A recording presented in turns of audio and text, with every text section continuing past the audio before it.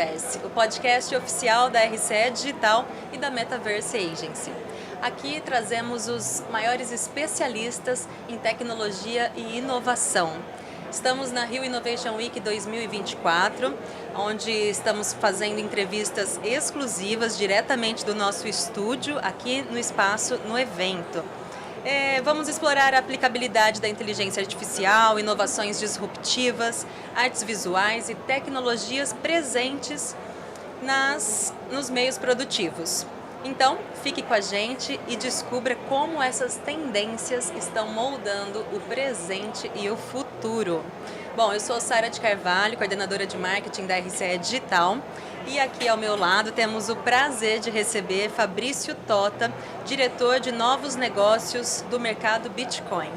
Um dos principais especialistas em criptoativos no Brasil, com mais de 2 décadas de experiência no mercado financeiro. Fabrício, muito obrigada por aceitar nosso convite. Fique à vontade, seja muito bem-vindo. Gina, eu que agradeço o convite. Um prazer estar falando com o pessoal aqui sobre cripto, sobre blockchain, sobre inovação em geral. Muito bom. Então, para a gente começar, Fabrício, eu gostaria que você trouxesse um pouco da sua visão sobre essa interseção entre inteligência artificial e criptoativos e quais são as inovações mais promissoras nesse espaço. Puxa, acho que não tem como passar em branco, né, e falar de inteligência artificial acho que em todos os segmentos, né? Acho que todo mundo está sendo impactado e muitos segmentos eles mudarão radicalmente assim, no futuro próximo com inteligência artificial. Acho que a grande questão é que onde cripto toca inteligência artificial, ou muito mais o contrário, né? Onde AI acaba tocando cripto, a gente sempre pensa em como... Acho que tem 2 formas muito importantes, né? Acho que a primeira é que inteligência artificial demanda muito processamento, demanda muita computação, de fato, né? E acho que daí a gente pode colocar de 2 formas. Cripto, né, e a tal da mineração, que todo mundo pelo menos já ouviu falar, também demanda muito, né? Então acho que esse é o primeiro impacto possível, né? Será que em algum momento isso vai existir uma competição, né, que os grandes centros de processamento, quem tem computação, quem tem processamento disponível, vai se deparar em algum momento com essa dúvida: puxa, eu processo transações de cripto ou eu processo aplicações de inteligência artificial? Acho que essa é uma primeira questão que acaba que um segmento pode impactar no outro. Mas eu acho que o mais relevante ainda é justamente no processamento distribuído. A questão de serem redes distribuídas, descentralizadas, que as redes de criptoativos, né, as chamadas blockchains, isso pode acabar possibilitando uma expansão dos serviços de inteligência artificial justamente por essa capacidade de ser uma rede distribuída. Hoje a gente tem exatamente o oposto, né? O momento que a gente vive é um momento de centralização no processamento de inteligência artificial.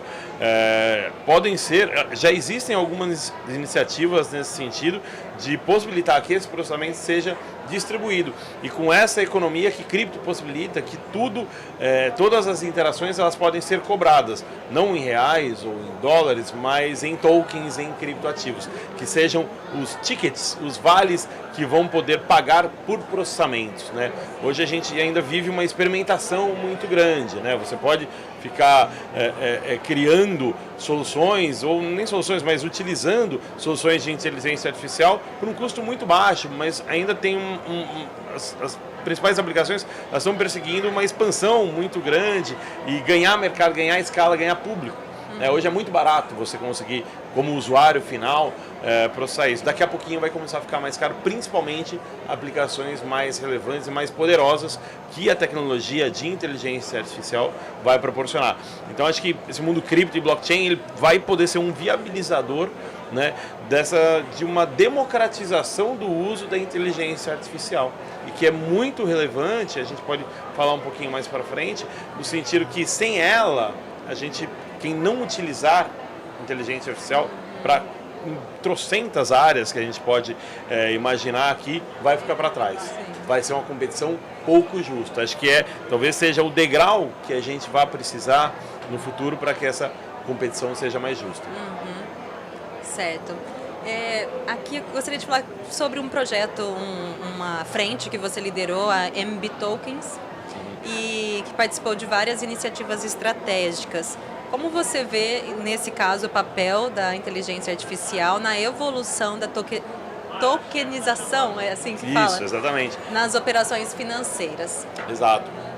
Acho que hoje a tokenização, né, para explicar rapidinho para o pessoal o que o jeito que a gente está usando esse termo no mercado, aqui no Brasil principalmente, mas lá fora também, justamente a criação de uma representação digital de ativos em blockchain, de ativos reais.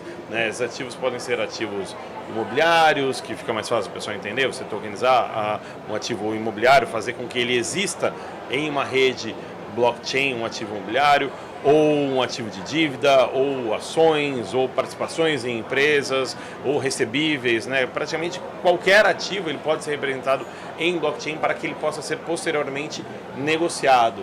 Né? Hoje, do ponto de vista de infraestrutura, todas as ações, né, por exemplo, negociadas no mundo todo, elas poderiam ser negociadas em sua forma tokenizada por meio desse processo. No mercado Bitcoin, na MB Tokens, a gente começou tokenizando precatórios, depois cotas de consórcio, depois recebíveis, ativos ligados ao futebol e hoje até mesmo participações em empresas, né, que a gente tokeniza e permite que essas negociações sejam feitas, né, pelos clientes, assim, oferecendo duas coisas, né? Primeiro, uma oportunidade de investimento para o público em geral, podendo acessar ativos que antes não estavam disponíveis para esse público investir, e outra, oferecer uma possibilidade de acessar um bolso diferente por uma empresa, por exemplo, que quer vender seus recebíveis ou quer emitir uma dívida, que encontre nos investidores do mundo cripto, que estão lá com o mercado Bitcoin, a possibilidade de vender esses ativos para esses clientes. Né? Como que a inteligência artificial ela pode impactar nisso? Né? Acho que de diversas formas, mas acho que uma delas, por exemplo, é na criação de carteiras de investimento que se adequem ao perfil do investidor. A gente pensa muito no perfil do investidor, aquela coisa super quadradinha e quase que somente para cumprir uma questão regulatória, né? Que qualquer pessoa que já tem investido já viu lá, você é agressivo, moderado ou conservador. Mas se você parar para pensar, o perfil de investimento de cada pessoa é único, né? Porque você pode ter algumas restrições que são super específicas, né? Por exemplo, uma pessoa fala, poxa, eu não quero investir em uma empresa que se relacione com empresas públicas ou com empresas que têm uma pegada de carbono muito grande, ou pessoas que não ligam para isso, ou de indústrias específicas como álcool ou tabaco, ou qualquer restrição que qualquer pessoa tenha, né? Ou preferências também. Então, você restringir em moderado, agressivo, conservador é muito pobre, né? E acho que a inteligência artificial vai permitir que essa leitura mais abrangente desses perfis super únicos aconteça e consiga ofertar esses ativos, ou não na verdade ofertar, né, mas encontrar esses ativos tokenizados ou quaisquer ativos, né, e que eles se adequem perfeitamente ou o mais perfeito possível de acordo com o que cada pessoa pensa para a sua carteira de investimentos.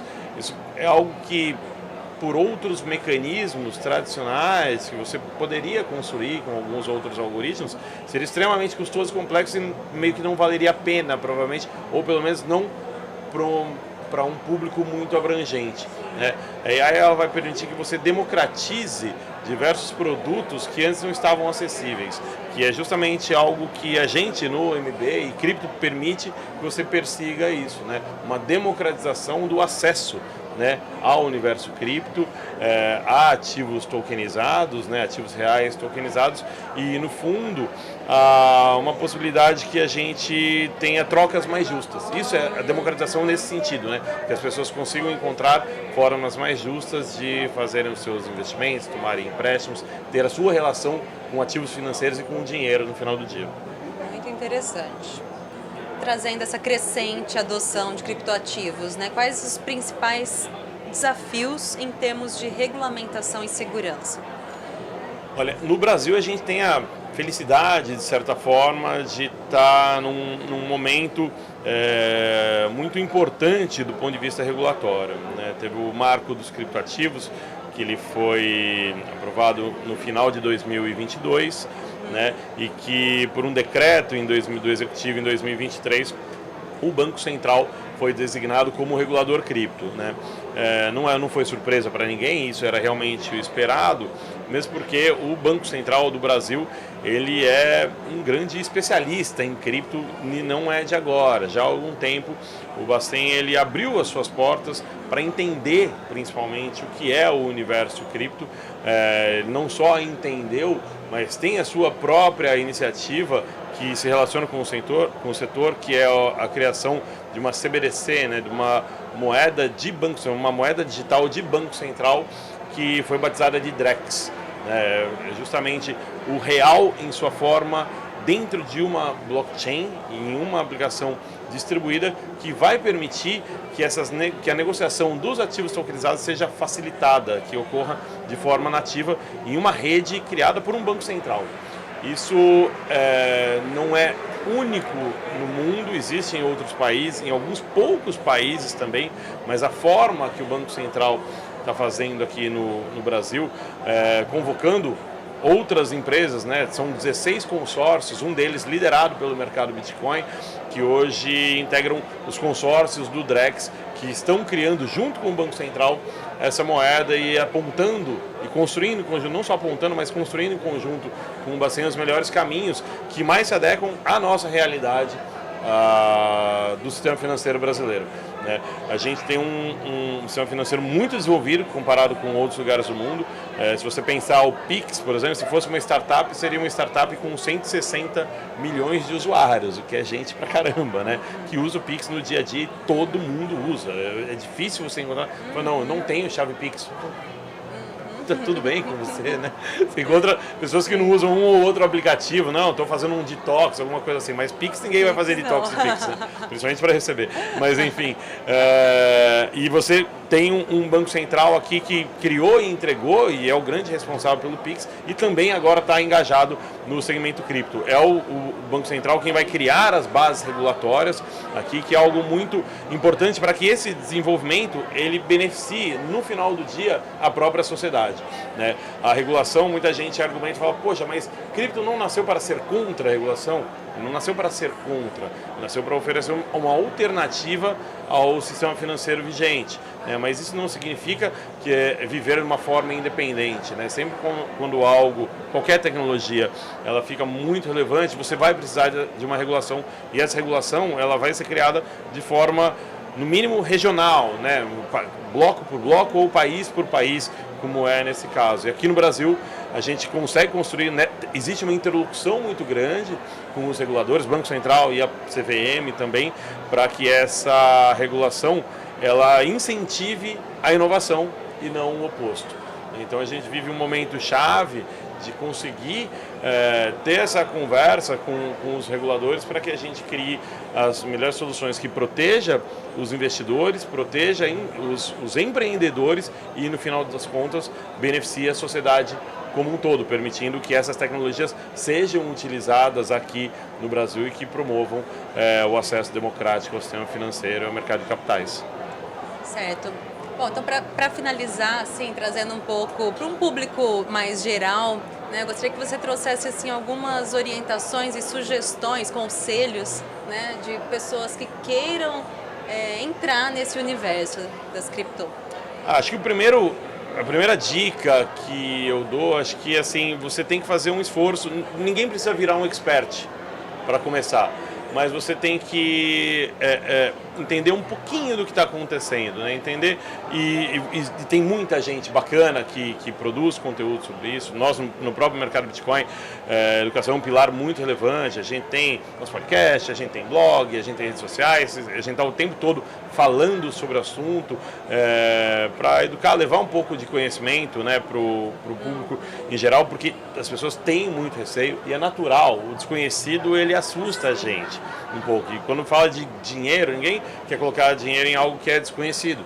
né? Então você vai ter que dedicar um pouquinho, pelo menos, para entender os fundamentos, os porquês ali, procure boas fontes, boas referências. Claro que para mim é fácil falar do próprio mercado Bitcoin, mas somos uma empresa que existe há 11 anos. Né? E 11 anos no mercado cripto é uma eternidade, de um mercado que existe há 15, a gente já está nessa jornada há 11, é bastante coisa. Né? E acho que o segundo conselho, a segunda dica, melhor dizendo, que eu dou é comece. Né? Claro, estude, procure, leia, se informe, converse com outras pessoas, veja as experiências que elas já tiveram sobre o assunto, mas é importante começar. Colocar alguma grana, colocar uma parte dos seus recursos, se sentir confortável, mais confortável, menos confortável. Um mercado que envolve riscos, mas envolve também uma possibilidade de retornos muito acima da média de mercado. Né? As criptomoedas, principalmente o Bitcoin, né? E se fosse para dar uma terceira dica, comece pelo óbvio, comece pelo rei, comece pelo principal ativo, que é o próprio Bitcoin, para você entender um pouco da dinâmica, como funciona e como esse ativo pode contribuir nos seus investimentos. Às vezes as pessoas falam, poxa, mas não é para quem só quer mais risco, gosta do risco. Eu digo que isso ter cripto na carteira é para todo mundo, mesmo para os investidores mais conservadores. O que vai mudar é o quanto do seu capital você vai ter nesse tipo de ativo. Se você é conservador, você vai ter 1%, 2%. Se você é mais nessa gradação, assim, um pouquinho mais arrojado, vai crescendo 5, 10, 15, 20. Enfim, cada um vai ver onde se sente mais confortável com esse tipo de investimento. E finalmente, nesse tema risco, talvez o maior risco agora em 2024 seja você não ter. Você vê isso acontecendo, vê esse mercado crescendo, existindo em Wall Street, reguladores como o Banco Central e o CVM aqui no Brasil dedicados ao assunto, e você achar, e você ficar paralisado pelo medo, ou para deixar para depois, ou por qualquer outra razão. Acho que o maior risco nesse momento talvez seja você não ter uma posição importante, relevante em Bitcoin e outros criptoativos. Muito bom, Fabrício, muito obrigada pela sua disponibilidade e contribuição na formação desse conhecimento tão inovador e tão importante, né, para nós. E mais uma vez agradecemos sua presença. Eu que agradeço, muito obrigado, viu? Valeu, pessoal, foi um prazer. Então esse foi o Metaverse, o podcast oficial da RCE Digital e da Metaverse Agency aqui na Rio Innovation Week 2024. Fique ligado em nossas redes, em nossos canais oficiais e nos vemos no próximo episódio. Até lá!